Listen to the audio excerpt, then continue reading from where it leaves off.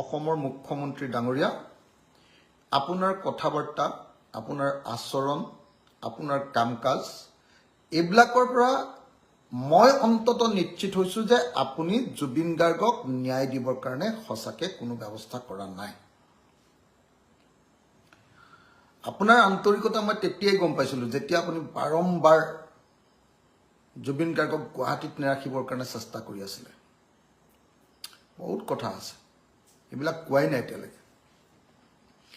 আপুনি চাৰ্টাৰ্ড ফ্লাইটত অনাৰ কথা কৈছিলে ছিংগাপুৰৰ পৰা দিল্লী, সেইটোও নকৰিলে। চাৰ্টাৰ্ড ফ্লাইটত দিল্লীৰ পৰা গুৱাহাটী অনাৰ কথা আছিলে, সেইটোও নকৰিলে। আপুনি আমাৰ জুবিন দাক ডিকিত লৈ আহিছে ফ্লাইটৰ, আপুনি চাৰ্টাৰ্ড ফ্লাইটত আনিম বুলি কৈ নকৰিলে এইবিলাক কাম। আপুনি গুৱাহাটীৰ মাজমজিয়াত তাৰপিছত হেৰি দিম বুলি কৈ গুৱাহাটীৰ মাজমজিয়াত আপুনি সমাধি ক্ষেত্ৰ নিদিলে। আপুনি হেৰি বুলি কৈছিলে ৰাষ্ট্ৰীয় আপোনাৰ কি কয় ৰাষ্ট্ৰীয় মৰ্যাদাৰে আপুনি জুবিন দাক বিদায় দিয়াৰ কথা কৈছিলে, দিলে নে বাৰু ৰাষ্ট্ৰীয় মৰ্যাদাৰে আপুনি? দিলে নে নাই বাৰু কওকচোন? আপুনি ৰাষ্ট্ৰীয় মৰ্যাদা হ'ল নে নাই বাৰু? সেইদিনাটো ময়ো বহি আছিলোঁ, মই আপোনাৰ সন্মুখত, আপুনি নিশ্চয় দেখিছে যে আপুনি পিছফালে চকীত বহি আছে, মই অলপ আগফালে মানুহৰ মাজত মাটিত বহি আছোঁ, হয়নে নহয় কওক? তাত বাৰু সেইটো ৰাষ্ট্ৰীয় মৰ্যাদা আছিলে নে নাই বাৰু? জুবিন দাক বিদায় দিয়াটো আছিলে নে নাই কওক? আপুনিতো গৈ গৃহমন্ত্ৰীক লগো ধৰিছিলে ৰাষ্ট্ৰীয় মৰ্যাদাৰে, তাৰপিছত কিবা চৰকাৰী মানুহ নহয় কাৰণে দিব নোৱাৰে নে কিবা বুলি আপুনি এনেকুৱা ধৰণৰ চাগে কিবা এটা খবৰ পাই আপুনি একো কৰিব নোৱাৰাকৈ গুচি আহিলে, আৰু তাৰপিছত আপুনি লাহেকৈ কথাটো তল পেলাই দিলে। আৰু যিহেতু বেছিভাগ মিডিয়াই আপোনাৰ পক্ষতে চলে, গতিকে মিডিয়াবিলাকে আপোনাৰ বিৰুদ্ধে নকয়। আৰু আপুনিতো মোৰ গোটেই কথাবিলাক, মইতো এতিয়া কেলৈ লাইভ আহিবলগীয়া হ'ল? লাইভ এইকাৰণেহে আহিবলগীয়া হ'ল যে মই মিডিয়াত মোৰ কথাবিলাক আজিকালি নোলায়। আপুনি জুবিন গাৰ্গৰ মৃত্যু সম্পৰ্কে মই যাতে কোনো কথা মিডিয়াত ক'ব নোৱাৰোঁ, সংবাদ মাধ্যমত যাতে নোলায়, তাৰ কাৰণে আপুনি মালিকবিলাকক কৈ থৈছে। বেছিভাগ মালিকে সেইকাৰণে আপোনাৰ কথা শুনি মোৰ বাতৰিয়ে নুলিয়াই এতিয়া। চবেই নহয় দেই, ব্যতিক্ৰম আছে, মাজে মাজে ফাকে ফকাই এটা দুটা উলিয়াই দিয়ে, তাৰপিছত আকৌ গম পালে চাগে আকৌ বন্ধ কৰি দিয়ে কিছুমানে, আপোনালোকৰ পৰা প্ৰেছাৰ আহিলে।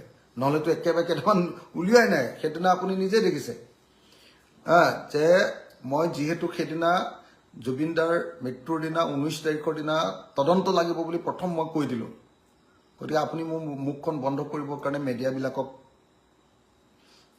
বেছিভাগ মিডিয়াক, চব হয়তো মনা নাই, বেছিভাগ মিডিয়াক আপুনি মিডিয়াক মেনেজ কৰি দিলে। মোৰ নিউজ নোলোৱা হ'ল, বাইট নোলোৱা হ'ল, আনকি সমাধি ক্ষেত্ৰত মই যদিও ঘণ্টাৰ পিছত ঘণ্টা আছোঁ, মানুহৰ মাজত আছোঁ, তথাপিও বাইট চাইট লোৱা নাই, নুসুধেই, মানে কথাই নুসুধে কোনেও এতিয়া। আনকি কিমানবাৰ জুবিনদাৰ ওচৰলৈ গ'লোঁ, ঘৰলৈ গ'লোঁ, আপোনাৰ ষ্টেডিয়ামত থাকোঁতে তালৈ গ'লোঁ সৰু সজাই, তাতো কোনো বাইট চাইট নলয়, কাৰণ আপুনি কৈ থৈ দিছে এই অখিল বস্তু নুলিয়াবি বুলি, চবকে কৈ থৈ দিছে, নহয় জানো? এতিয়া আপুনিতো চব মেনেজ কৰে। এতিয়া এই কেছটোকো আপুনি অসমৰ মানুহক মেনেজ কৰিম বুলি ভাবিছে যে আপুনি কিমান ডাঙৰ কথা এটা কালি কৈ দিলে কওকচোন, যে তদন্ত আধৰুৱা হ'ব, তদন্ত কৰাৰ এখতিয়াৰ আমাৰ নাই, এইবুলিতো আপুনি কৈ দিলে, এইবুলি আপুনি কৈ দিলে। তো গতিকে আপুনি চাওকচোন, এইটো চোন আপোনাৰ গভৰ্ণমেণ্ট অফ আছাম, এইটো হয়নে? চাওক আপুনি,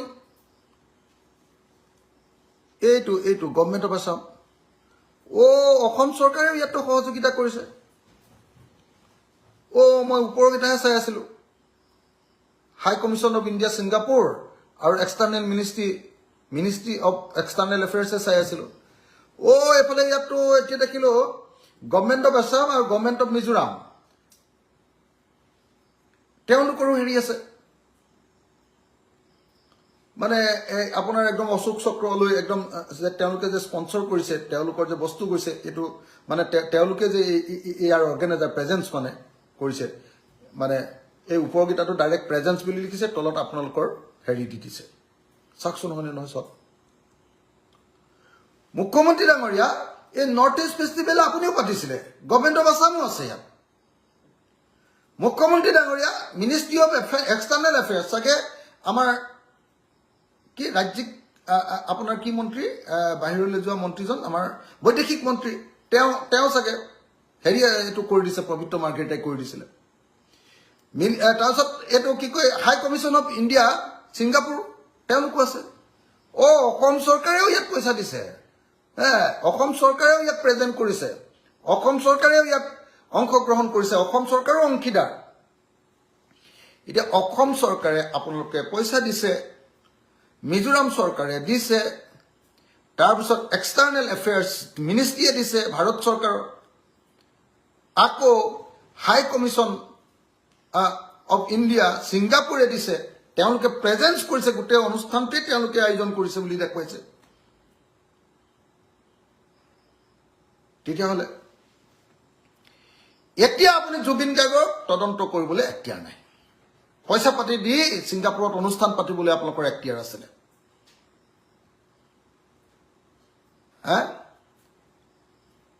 ট্ৰেণ্ড MMSক আপুনি স্পন্সৰ কৰিবলৈ আপোনাৰ এখতিয়াৰ আছিলে ছিংগাপুৰত। কি নাম আপোনাৰ, কি মহন্ত এইটো আমাৰ কি শ্যামকানু মহন্তক আপুনি স্পন্সৰ কৰিবৰ কাৰণে তেওঁ অনুষ্ঠান পাতিবৰ কাৰণে আপোনাৰ এখতিয়াৰ আছিলে ছিংগাপুৰত।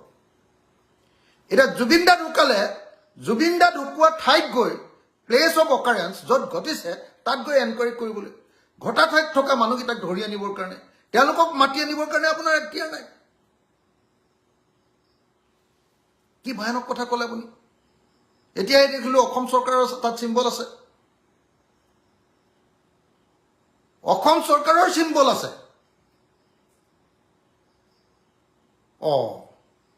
তো গতিকে এতিয়া অসম চৰকাৰে অনুষ্ঠান পাতিলে, জুবিন গাৰ্গক নিলে, হেৰিয়ে শ্যামকানুৱে এক্সটাৰ্নেল এফেয়াৰ্ছে পাতিলে, পবিত্ৰ মাৰ্ঘেৰিটাহঁতে পাতিলে, জুবিন গাৰ্গক নিলে, মৃত্যুৰ পাছত বা আপুনি নিজে কোৱা মতে হত্যাকাণ্ড কৰাৰ পাছত এতিয়া হত্যাকাৰীবিলাকক বা অভিযুক্তবিলাকক বা অপৰাধীবিলাকক বা আপুনি এতিয়ালৈকেতো আমি অভিযুক্ত বুলি কৈ থাকিব লাগিব প্ৰমাণ নোহোৱালৈকে, অভিযুক্তবিলাকক আপোনালোকে মাতি আনিবৰ কাৰণে বা ধৰি আনিবৰ কাৰণে আপোনাৰ এখতিয়াৰ নাই। তেতিয়াহ'লে জুবিন গাৰ্গে ছিংগাপুৰত মানে এই ফৰ্মখন ফিল আপ কৰি ফ্ৰী ডাইভ কৰিছিলে নাই সেইটো চাবৰ কাৰণেও আপোনাৰ এখতিয়াৰ নাই। যিখন ইয়াত বা জাহাজ বুলিয়ে ক'লো আৰু, যিখন ইয়াতৰ পৰা জাপ মাৰিছিলে, যিখন ইয়াতত তেওঁলোকে ভাড়া লৈছিলে, সেইখনত গৈ এনকুৱাৰী কৰিবৰ কাৰণেও আপোনাৰ এখতিয়াৰ নাই। তাৰ যিজন পাইলট কি ক'ব আপোনাৰ কি বুলি কয় এজন কামাণ্ডাৰ কি কয় আপোনাৰ, তেওঁকো আপুনি সোধাৰ এখতিয়াৰ নাই। তাৰ আপোনাৰ হেৰিটো চোৱাৰো আপোনাৰ এখতিয়াৰ নাই, CCTV কেমেৰাটো এখতিয়াৰ নাই। হোটেল যিখনত আছিলে তাত কিবা বিষ খাইছিলে নেকি তাকো চোৱাৰ আপোনাৰ এখতিয়াৰ নাই। তেতিয়াহ'লে এইটো কি তদন্ত হ'ব? হত্যাকাৰী কেনেকৈ ওলাব? তেওঁলোকতো বাচি যাব, APSC কেলেংকাৰী হ'ব, উত্তৰ কাছাৰ কেলেংকাৰী হ'ব, সাৰদা কেলেংকাৰী যেনেকৈ আপুনি বাচিলে তেনেকেই বাচিব। এতিয়া ভয়ানক কাম কৰিছে মুখ্যমন্ত্ৰী ডাঙৰীয়া। সেইকাৰণে আকৌ এবাৰ দাবী কৰিছোঁ, মুখ্যমন্ত্ৰী ডাঙৰীয়া, মই আপোনাৰ বিধানসভাৰ এজন বিধায়ক, বিৰোধী পক্ষৰ এজন বিধায়ক, ঐতিহাসিক শিৱসাগৰ বিধান সমষ্টিৰ এজন বিধায়ক, মই দীৰ্ঘদিন ধৰি অসমৰ ৰাইজৰ কাৰণে জীৱন দি দিয়া, আত্ম উৎসৰ্গা কৰা, জীৱনটো বৰবাদ কৰি দিয়া, জেল খাই খাই খাই খাই শাৰীৰিক মানসিকভাৱে মই খতম, মোৰ পৰিয়াল খতম, অসমৰ মানুহৰ কাৰণে কাম কৰা এজন মানুহ হিচাপে মই আপোনাক এতিয়া কি বুলি ক'ম কওক, কি বুলি ক'ম সেইটো কওক। মই এটাই কথা কৈছোঁ মুখ্যমন্ত্ৰী ডাঙৰীয়া, আপুনি বহুত কৰিলে, এবাৰ জুবিন গাৰ্গক লৈ নেখেলিব। স্পষ্টকৈ কৈছোঁ, আপুনি জুবিন গাৰ্গক লৈ নেখেলিব। যদি আপোনাৰ এখতিয়াৰ নাই, এখতিয়াৰ থকা সংস্থাক দিয়ক। যদি তেনেকুৱা সংস্থাই 2 নম্বৰী কৰে, তেতিয়াহ'লে হাইকোৰ্ট বা সুপ্ৰিম কোৰ্টৰ নিৰীক্ষণত কামটো কৰিবলৈ দিয়ক। আপুনি লগে লগে গৈ প্ৰধানমন্ত্ৰীক লগ ধৰক আৰু হোম মিনিষ্টাৰক লগ ধৰক, যাতে ছিংগাপুৰত গৈ তদন্ত কৰিব পাৰে আমাৰ সংস্থাবিলাকে। আপুনি লগ ধৰক। আপুনি অকল ভোটৰ কাৰণে প্ৰধানমন্ত্ৰী আৰু হেৰিয়াক অমিত শ্বাহক ইয়ালৈ আনি থাকিলে হ'ব নেকি? গৈ লগ ধৰক। আপোনাক বহুত ভাল পায় বুলি শুনিছোঁ অমিত শ্বাহে। লগ ধৰক, লগ ধৰি আপুনি পাৰ্মিশ্যন উলিয়াওক। নহ'ব দেই, এইটো নহ'ব কিন্তু, এটা কথা কৈ দিলোঁ কিন্তু। আপুনি ক্লিয়াৰলি কৈ দিছে, অসমৰ মানুহে ধৰা নাই, আপুনি মাৰপিট কৰি বন্ধ কৰিছে। অসমৰ মানুহে ধৰা নাই আপোনাক, মাৰপিট কৰি আপুনি বন্ধ কৰিছে, হয়নে নহয়? জুবিন গাৰ্গৰ মৃত্যুটো কেলে বেয়া পায় আপুনি? জুবিন গাৰ্গে আপোনাক কেলে ছ'চিয়েলিষ্ট বুলি কৈ দিলে, লেফটিষ্ট বুলি কৈ দিলে, আপোনাৰ আদৰ্শৰ লগত নিমিলা বুলি কৈ দিলে, আপোনাক বহুত গালি দিলে কা আন্দোলনৰ সময়ত, আপুনি তেওঁক গালি দিলে, আপোনাক সাম্প্ৰদায়িক বুলি মানে এই জাত পাত ধৰ্মৰ ৰাজনীতি কৰা বুলি কৈ দিলে জুবিন গাৰ্গে। সেইকাৰণে এতিয়া আপুনি প্ৰতিশোধ ল'ব খুজিছে নেকি জুবিন গাৰ্গৰ? এইটো নহ'ব। আপোনাকতো গালি পাৰিবলগীয়া মানুহেই, আপুনিতো সাম্প্ৰদায়িক ৰাজনীতি কৰে, গতিকে গালি পাৰিবই, চিয়'ৰ, কোনো কথা নাই, এইটোতো কৰিবই। আৰু মুখ্যমন্ত্ৰীকতো গালি পৰাৰ নিয়মেই, চবেই গালি পাৰিব পাৰে, চব গণতান্ত্ৰিক দেশ। আপুনি হিটলাৰ কাৰণেহে বেলেগৰ কথা শুনিবলৈ মন নকৰে, আপুনি হিটলাৰ কাৰণেহে কোনোবাই গালি পাৰিলে তাক প্ৰতিশোধ ল'ব খোজে। সেইকাৰণে মই আকৌ এবাৰ দাবী উত্থাপন কৰিছোঁ, আকৌ যে গুৱাহাটী উচ্চ ন্যায়ালয়ৰ মুখ্য ন্যায়াধীশ বা সুপ্ৰিম কোৰ্টৰ তত্বাৱধানত নিৰীক্ষণত আমাৰ হিয়াৰ আমঠু জুবিন গাৰ্গৰ মৃত্যু বা হত্যাৰ তদন্ত কৰা হওক, আৰু প্লেচ অফ অকাৰেঞ্চত যাব পৰা সংস্থা যেনেকৈ CBI আৰু লগত ইণ্টাৰপলৰ সহায়, লগত ছিংগাপুৰৰ সহায়, সকলোৰে সহায় লৈ আমাৰ তদন্ত পানী নসৰকা ধৰণে কৰি আমাক প্ৰকৃত দোষীসকলক উলিয়াই তেওঁলোকক ফাঁচি দিয়াৰ ব্যৱস্থা কৰিব লাগে। আপুনি দুদিনমান ইলেকশ্যনলৈকে কিবা কিবি 290-390 কেছ দি ৰাখাই থ'লে অকল নহ'ব, তাৰপিছত তেওঁলোকক উলিয়াই দি আপোনালোকৰ বিজেপিৰ পৰা ইলেকশ্যন খেলালে নহ'ব, এইটো নহ'ব, একদম স্পষ্টকৈ ক'লো। আৰু এইটো যদি নুশুনে, মই আচলতে এই 5 বছৰত আন্দোলন নকৰিবলৈ সিদ্ধান্ত লৈছোঁ। এতিয়াতো মাথাটো গৰম হৈ গৈ আছে আপোনাৰ কাণ্ড কাৰখানা দেখি, জুবিন গাৰ্গৰ প্ৰতি আপোনাৰ অন্যায়, আপোনাৰ পক্ষপাতিত্ব, আপোনাৰ 2 নম্বৰী দেখি খং উঠি গৈ আছে। গতিকে কি হয় নাজানো, 5 বছৰ কটাব পাৰোঁ নে নোৱাৰে MLA হিচাপে, সেইটোৱে গম পোৱা নাই এতিয়া। কিন্তু আকৌ এবাৰ ক'লোঁ দেই, CBI আকৌ বিচাৰিছোঁ, CBI এনকুৱাৰী, কিন্তু হাইকোৰ্ট বা সুপ্ৰিম কোৰ্টৰ নিৰীক্ষণত এনকুৱাৰী, ইণ্টাৰপলৰ সহায়, তাৰ পাছত আকৌ ছিংগাপুৰ চৰকাৰৰ সহায়, তাৰ কাৰণে আপুনি প্ৰধানমন্ত্ৰী আৰু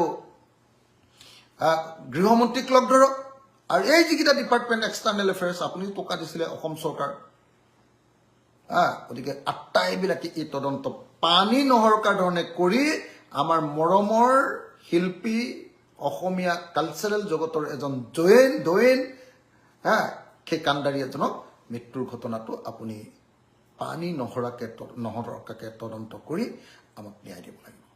ধন্যবাদ। জয় অসম, অসমবাসী ৰাইজ, ধন্যবাদ। জয় অসম। কিন্তু অসমবাসী ৰাইজ, আপোনালোকেও হিমন্ত বিশ্বৰ কথাত এনেকৈ চলাহী কথাত ভুল যোৱাটো ভুল হৈছে দেই। বহুত মানুহ মই কমেণ্টত চাই আছোঁ, যে বহুতে হিমন্ত বিশ্ব শৰ্মাকো ছাপোৰ্ট দি আছে। বহুত ভুল কৰিছে আপোনালোকে। জুবিন গাৰ্গক ভাল পাওঁ বুলিও কয়, আকৌ হিমন্তক আকৌ 290কো আপুনি ছাপোৰ্ট দি দিয়ে। এইটো কি কথা? আৰু আপোনালোকে যদি আন্দোলন নধৰে, চৰকাৰক হেঁচা নিদিয়ে, হিমন্ত বিশ্ব শৰ্মাৰ পৰা কেতিয়াও ভাল ৰিজাল্ট নাপায়। মই আপোনাক কৈ দিলোঁ দেই, কেতিয়াও ভাল ৰিজাল্ট নাপায়, মানুহ গণ্ডগোলীয়া। আপোনালোকক সকলোকে অনুৰোধ কৰিছোঁ, আহক আমি সকলোৱে মিলি আমাৰ মৰমৰ শিল্পী জুবিন গাৰ্গ, আমাৰ যুগৰ এজন মুখপাত্ৰ বুলি ক'লোঁ আৰু মই, গণকণ্ঠ, তো জুবিন গাৰ্গক ন্যায় দিওঁ আহক। Justice for Zubeen Garg, justice for Zubeen গাৰ্গে ন্যায় পাব লাগিব। জয় অসম, জয় জুবিন।